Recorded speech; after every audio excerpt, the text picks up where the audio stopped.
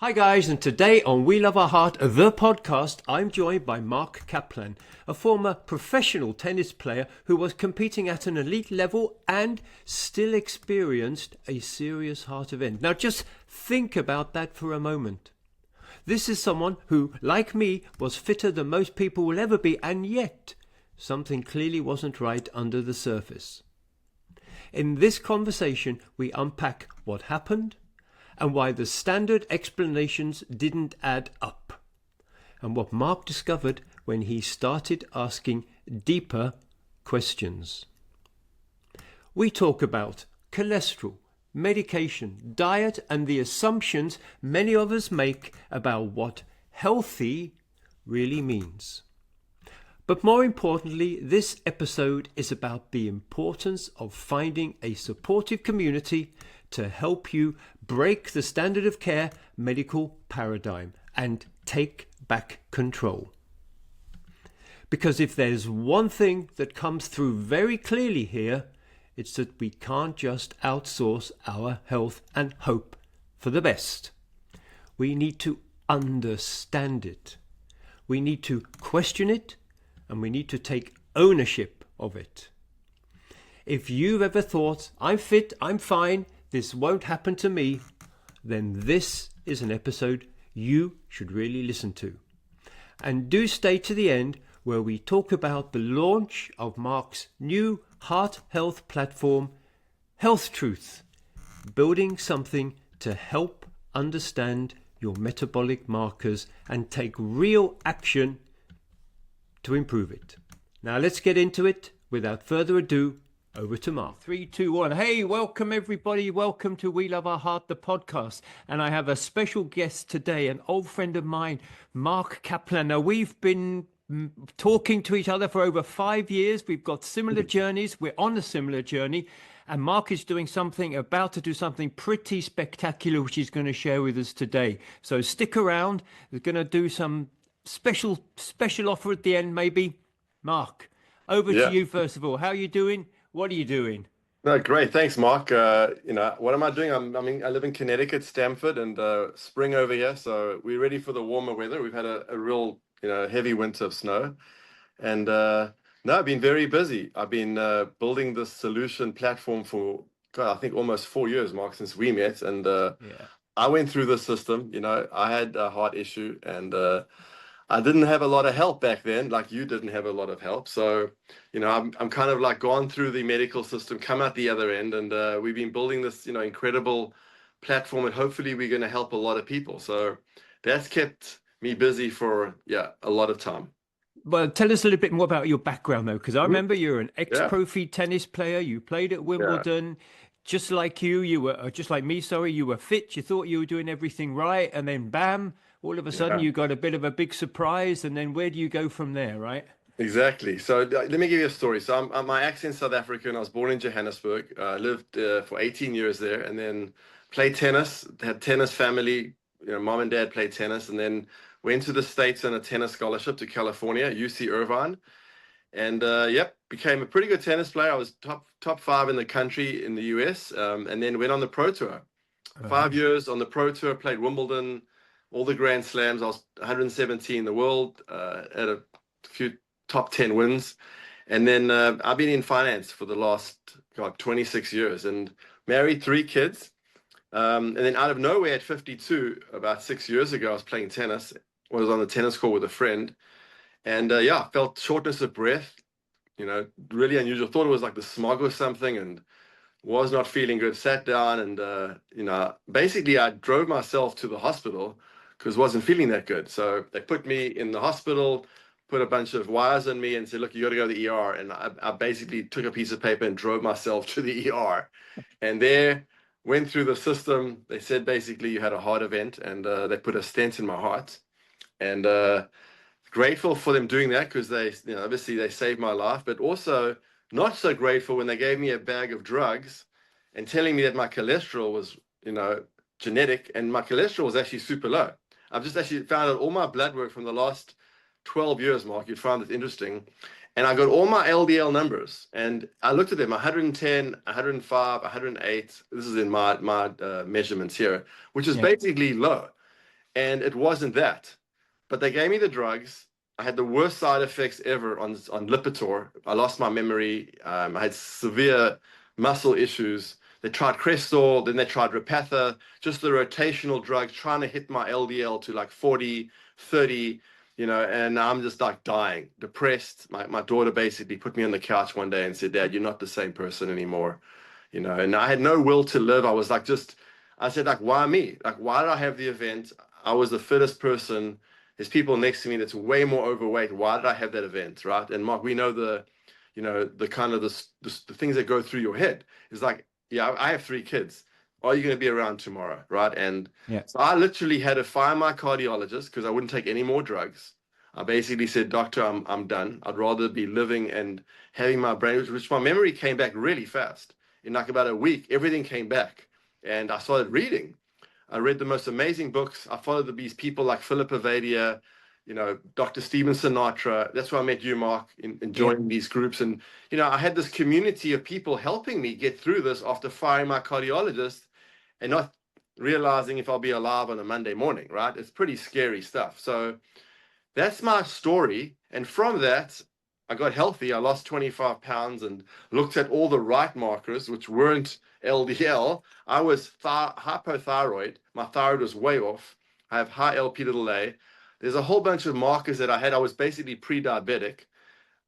I fixed all those things, and I fixed them with the people that were around me, and I got healthy. And then I said, look, let me build a platform that no one has to go through what I went through. And this platform is going to allow them to come in, load their blood tests, speak to doctors, communities, get help, read books.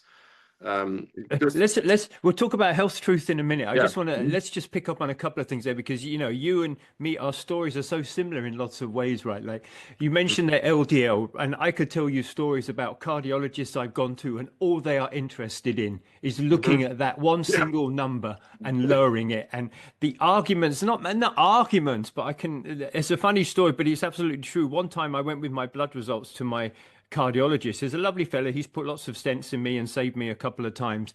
But on these blood results, the LDL was missing. I don't know what happened. The lab had forgot to write it. The guy went crazy. I mean, he literally went crazy. He literally threw the paper down and said, Mr. Felsen, I can't treat you if I don't know what your LDL score is. Everything was there. Yeah.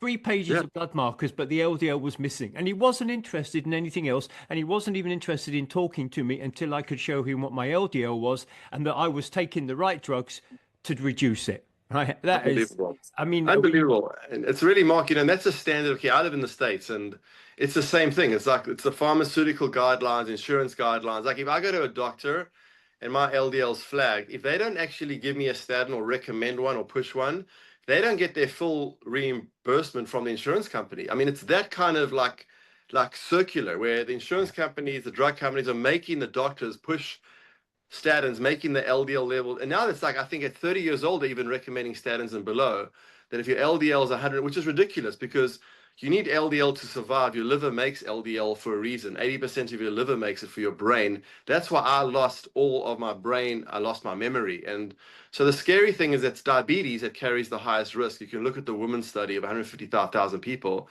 They're not focusing on that. They're not focusing on reducing your sugar, your carbohydrates. They're focusing on your LDL, less meat, less eggs, which ultimately is the food that's healing you.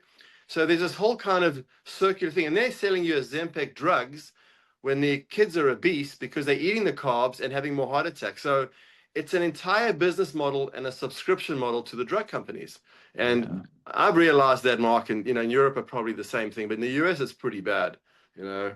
So and actually, I wanted to mention that as well. I wanted to pick up on that as well. You mentioned about the pre-diabetes, which is something that I probably was as well. Probably still am. I still have a very high HbA1c. But what I wanted to say was, you being sporty, an athlete of sorts, and me being also, a hobby triathlete. My mantra, and possibly yours as well, was you need to eat lots of carbs before you go training. You need to do high interval training, and you need to power yourself by eating lots of carbs. And I mean, this was this is like so dangerous effectively, right? And Yeah. this has been proved now to not even be effective. Now, just like you, I've cut out mostly carbs, cut out all the Mm. sugars, train on, train on a couple of eggs for breakfast and steak for the evening, and I'm, my body can burn fat, and I'm so much Yes. as much eaten or much not much better, obviously, but I can cycle equally well on just Yes. on that diet and not relying on Yeah. carbs the whole time. It's amazing, and same thing with me. I born in South Africa. It was, carbs, it was bagels, it was Gatorade, it was all the American kind of energy. Like sugar is energy, right? Like Yeah, that was the mantra as an athlete. Like you need your carbs, you need your sugar, and have your exactly. sugar all the time. Well, having your sugar all the time becomes you basically become diabetic if you do that for like 25 years. And Yeah. I never realized because meat was demonified, saturated fat was demonified, butter was, right? So even in South Africa in the 1970s, margarine came in there, and I had all these like different foods, which it already started to kind of go into the South African business, market that I wasn't eating. I mean, I look, we ate well because my grandmother cooked with lard and butter, but we still had the start of the margarine story and the low fat story. And now I train, as you said, I do the same thing. I have way more energy on meat, protein, and fat, and it's much more slower burning. I don't have these ups and downs. And you look at real top athletes, I get it. If you're doing an Ironman or you're up a hill for like 3 miles, you do need some carbohydrates. And I'm not saying you don't need zero, right? But Yeah. there are many athletes that do these ultra marathons, Mark, and you don't really need that. You can actually, your body needs protein and fat. You don't need carbohydrates. And I think this is how people evolved as human beings, right? In Africa, hunter-gatherers, in Africa, if you live by the sea. So carbs weren't that, around unless you're living in and eating potatoes all day, but it was mostly like that. So I'm totally a hunter-gatherer type of diet. I eat the way today. Intermittent fasting to me is not intermittent fasting. It's like the way humans used to eat was like that. They never ate every hour. So I have a big meal, then I'm pretty much done and some nice fat. Cool. And I wanted to say as well, Mark, because we had a conversation like a week ago, even the beginning of this week, and you said some very interesting things about how it's very difficult to break out of this medical paradigm that we live in. Mhm.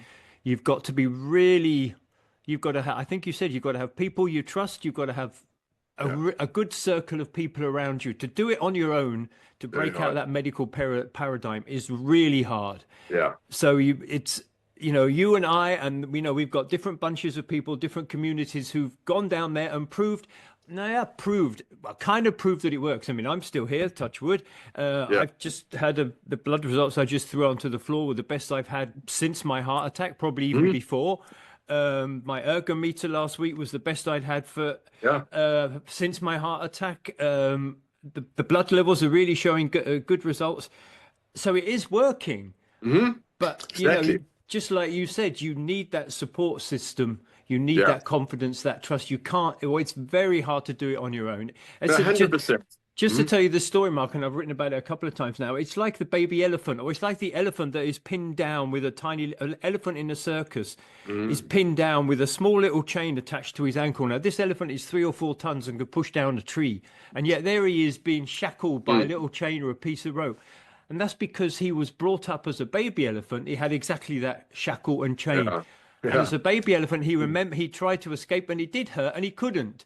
But as a Yeah. grown up elephant, he still remembers that pain and the shackle and he can't get rid Mhm. of it. And it's just like that mental process Yes. of restraint that we all go through. We're brought up to be taught that, doctors, they know what they're talking about. Do what your doctor says. If he writes you a prescription, you take it. Don't get me wrong. I mean, just like you, critical care saved my life. I get that. Mhm. But Yeah. you've got to, it's very hard to break away from that medical paradigm.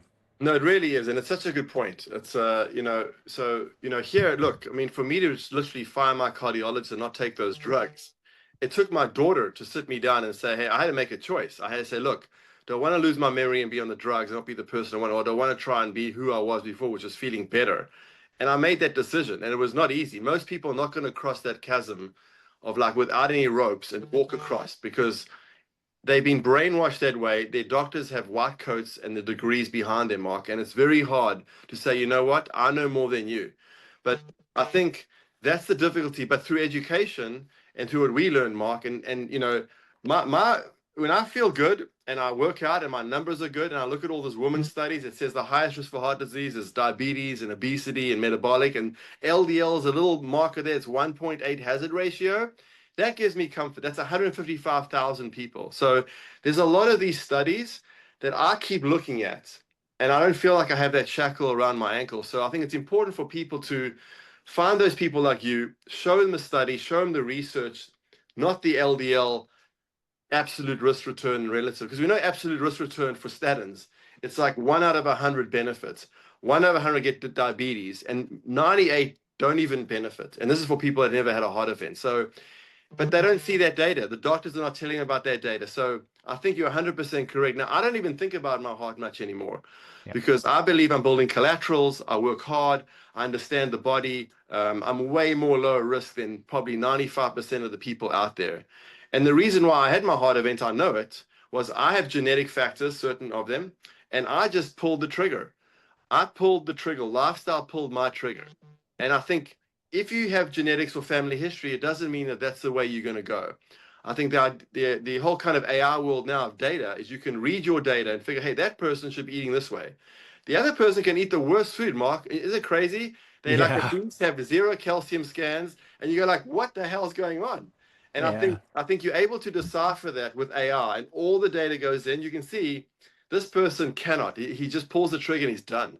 And I It's think, it's yeah, funny. Just the two things then that I want to talk about health truth. I mean, first of all, I've got a friendly cardiologist now, and he actually said that the last time or the first time I visited him, he sort of sat there and said, "You know what, Mr. Phelps said?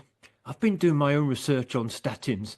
They don't really bring very much, do they, in terms of all-cause mortality? The number that you mentioned there, right. you're probably going to get a few, maybe a few extra." And he was really cool. And the other Yeah, thing as well is like, we used to talk a lot about CAC scores and, yeah. finding risks through that, which is still valuable, still valuable. But people heard of my story or friends of mine, and they went for scores. And I actually took him to the same cardiologist, good friend of mine. He came out with a bloody zero, right? I mean, this guy is it's like has no concern about his health whatsoever, and he comes out with a zero. I'm like, oh, I'm really happy for you, Thomas. I know, right? And it's like, but yeah, exactly, right. It's kind of, but then you start to get educated, and you go, well, if there's a lot of calcium in the outer sides of your wall, and a lot of athletes have high calcium scores, and in Yeah, some ways it's protective. It's a soft plaque, and it's the bad diet, and that's what I believe really is the issue. So I think, Mark, you and I, we've eliminated most of our risk. And all you can do is what you're in control of every day. That's it, right? You yeah, can't control anything else. Like you sleep well, reduce your stress. It's stress in life anyway. Eat well, community, family. That's 98% of it. And if you look at all the tribes in the world, the hunter-gatherers that are still living, they're not dying of heart disease. Maybe if they're living in Australia and they're drinking Diet Coca-Cola, but the Messiah dying by snake bites and lions eating them. So I do believe that we have tribes that are living a certain way and they're not dying of heart disease, and they may have had bad genetics. So I really believe that, and that's what makes me sleep well at night. I don't need some doctor telling me this, but it's hard to do that when you've always believed doctors. It's not easy to like say, you know what, I discount everything you say. So education absolutely. is important. you Absolutely. know. So let's just talk about risk, which is a nice link to what we want to talk about too, because Health Truth is the platform Mhm. that you're about to launch or have launched, and you kindly invited me to do the beta score. And I'm very happy to say that one of the beauties of Health Truth is that you can assess your risk, right? That's one of the foundations of it, and then it will point you in the right direction of which measures to take. And I'm going to just brag there for a minute. I think I got a score of 900 with the blood results loaded. I got a score of 914 out of 1,000, so that's pretty good. Yeah. And Yeah. a cardiovascular age of 47, which is substantially younger than I am. I think 17 years of Yes. it. So, Yep. Yep. so you've got me as a fan there, but let's talk seriously about Health Truth for a minute. You've Yeah. created this idea that people can go for their risk and look for the measures that they need to take. So over to you, Mark. Yes. Give us a little Yeah, no, pitch look, there. I mean, it was a genesis also, Mark, with you. I mean, I learned a lot when I joined the groups with you, and thankful for all your kind of, people coming, because I was basically a citizen scientist, and I'm trying to figure out like what happened to me. And that was the genesis of it. I met a lot of doctors like you did, amazing people like Avadia, Asim Malhotra, Rob Sawis, and then I had all this data, and then I'm going, wow, how do I build a platform to give this data back to everyone? Because if you go to Google search, you're not getting these doctors. You're not getting this. It's all been like, pharma is always coming up. The Cleveland, Heart Group is coming up. Mount Mayo, Sinai. Cleon, yeah, It's yeah, like you're yeah. never finding these people. So I said, look, let's build a platform. My background is business, marketing, distribution for many years. So I just put a business hat on and said, look, let's build a platform. Correct. So you put all your data in your Aura, your wearables, your Strava, all your data, plus your blood work, and it's free. The initial model is freemium. So you take a picture of your blood work where you have it anywhere in the world, you load it in, and then the more data you put in it, the better, because the AI is a health truth AI. What that means is that it's not GPT or it's not Google looking at normal AI. It's putting a lens through functional medicine root cause. It's very different. So it's looking at all the studies that our doctors have done on what the true risk is of heart disease, like the women's study. It's going to focus on all that stuff. So it's amazing. It gives you insights on risk. So for you, Mark, it didn't ding you on LDL. We don't even have LDL as a marker. It dinged you on all these other things that you didn't get dinged because you're actually doing really well. Because that's really the measure of risk in the future is, are you diabetic? Are you obese? Are you metabolically unhealthy? Because those diseases are tied to metabolic dysfunction. So it's an amazing solution. It's in beta right now. It's healthtruth.ai. It's free. Load your blood work in. There's going to be communities like Facebook with messaging and matchmaking. There's going to be connection to doctors like Philip Avadia, like globally, all metabolic doctors will be inside the app. We'll have coaches, nutritionists.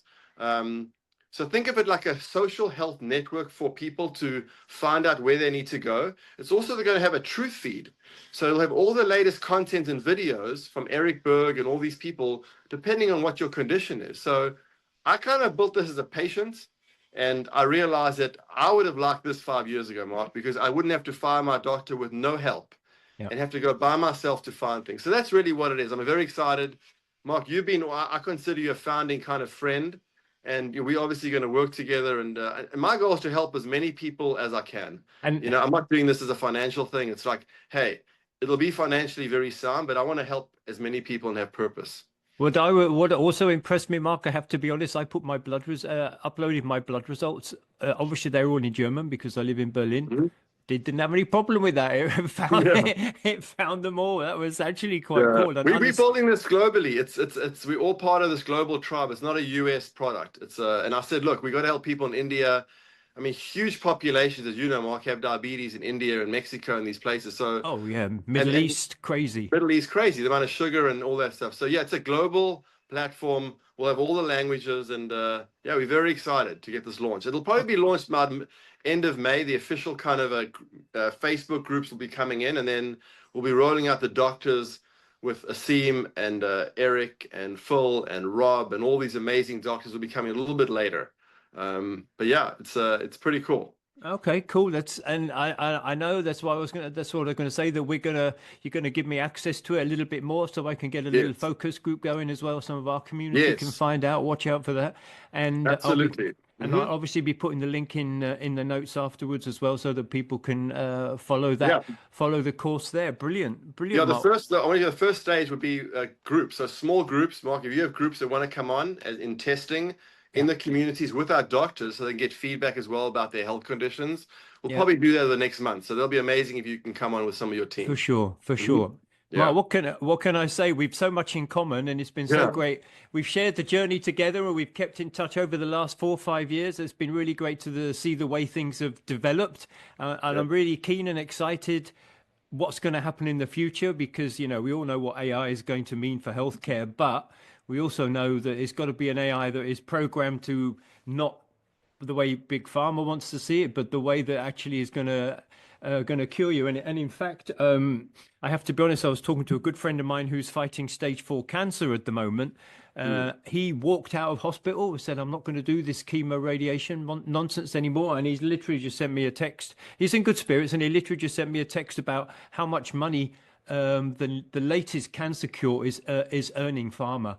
right. It's Yeah. crazy, No, crazy. listen, we have no pharma interests. I mean, I founded the company. I've given equity to certain partners, but no pharma interest. The AI right now is totally objective. It's looking at root cause markers. you'll see no kind of like sales on pharma or driven anything on that. So I've made sure that's the legacy I want to leave in this company. So I think you need the truth. That's why we called it healthtruth.ai.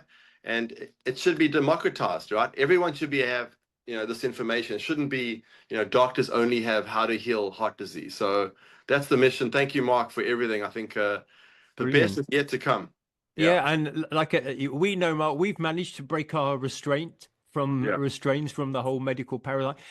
It has its place, it's not for Mhm. everybody. We know, you look at some of the groups on Facebook about, high cholesterol, familial cholesterol. Mhm. There are a lot of paranoid people out there. They would like, how could you suggest that? You're trying to kill me. You know what I mean? You've heard it Yeah. all, but Yeah.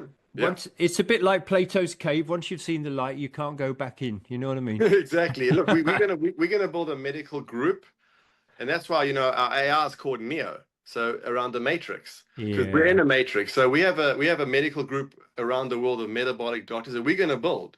So there'll be regular doctors and there'll be metabolic functional doctors. And I think over time, people will see the results. They'll see, wow, this metabolic group, they've lost all the weight healthy, and the other groups. So I think over time, and look, I'm always optimistic, right? Because I think results will show. People are getting healthy, they're losing weight.